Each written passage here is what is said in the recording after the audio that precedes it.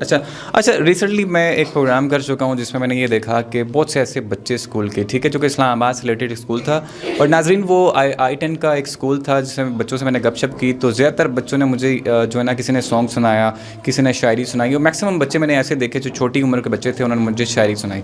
اور یہ ایک ایسا افیکٹ ہے بچوں کے اوپر کہ مطلب ٹھیک ہے اس کے پاس ہے ایک چیز، ٹیلنٹ ہے اس کے اندر کہ وہ سنا سکتا ہے کچھ نہ کچھ، لیکن وہ نیگیٹو پوائنٹس کو دیکھا جائے تو زیادہ وہ برا حاصل کر چکا لڑکا کہ وہ شاعری کو زیادہ امپورٹنس سمجھتا ہے، یا وہ سنگنگ کو زیادہ امپورٹنس ہے، یا ڈانس کو زیادہ اہمیت دیتے ہیں.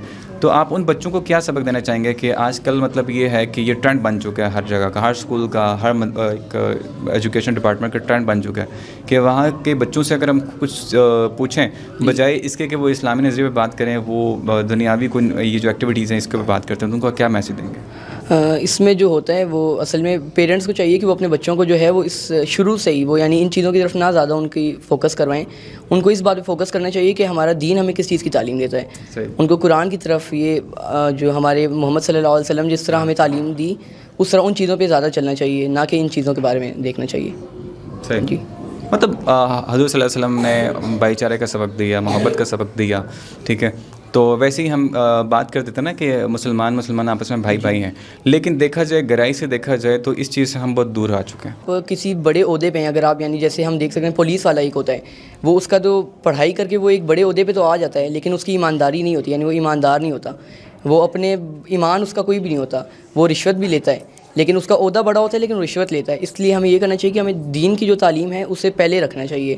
ہمیں اگر دنیا میں ہم اگر کوئی کسی بڑے عہدے پہ ہیں تو ہمیں یہ دیکھنا چاہیے کہ ہمیں اللہ نے یہ ہمیں عہدہ دیا ہے، تو ہمیں اللہ کی جو تعلیم ہے اس کو بھی اپنے ساتھ ساتھ چلانا چاہیے.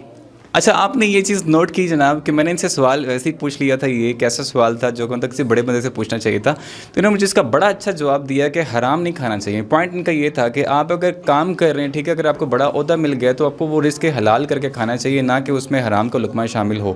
تو اگر آپ رشوت لیں گے یا آپ اس ادارے کے ساتھ صحیح نہیں چلیں گے تو یہ حرام میں آ جائے گا. محیب اللہ راشد، آپ کی ایج کیا ہے؟ 16. جی ماشاء اللہ سے. تو آپ کیا کر رہے ہیں؟ میں حفظ کر رہا ہوں یہاں پہ حفظ کر رہا ہوں. جی ماشاء اللہ. تو کتنے سپارے کر چکے ہیں؟ میں نے ابھی 3 کر لیے. تو آگے ویسے مستقبل آپ کا کیا ہے؟ فیوچر میں کیا بننے کا ارادہ ہے؟ میں انشاءاللہ حفظ پورا کر کے اپنا انشاءاللہ فارماسسٹ بنوں گا، اور اس کے ساتھ ساتھ دینی جو اپنی تعلیم ہے اس کو بھی کنٹینیو کروں گا انشاءاللہ. آج کل دیکھا گیا ہے کہ والدین جو ہیں وہ اپنے بچوں کو نہ کہ وہ دینی تعلیم دیں، مطلب زیادہ تر ان کا رجحان یہ ہوتا ہے کہ ہمارا بچہ جو وہ سنگر بنے یا ایکٹر بنے، یا اس طرف زیادہ دیکھا گیا ہے. تو آپ ان والدین کو کیا کہنا چاہیں گے؟ کیونکہ اصل میں مسلمان ہیں تو ہمیں اپنی جو دینی تعلیم ہے اس کو پہلے دیکھنا چاہیے، ہمیں نہ کہ ہمیں دنیاوی تعلیم کی طرف زیادہ اپنے بچوں کو کرنا چاہیے. پہلے ہمیں دنیاوی تعلیم جو ہے اس کو سائڈ پہ رکھ کے دینی تعلیم پہلے اپنے بچوں کو سکھانی چاہیے، تاکہ جو کیونکہ یہ جو ڈگریز، جو دنیا کی جو ڈگری ہے وہ کسی ہمارے کام نہیں آئے گی.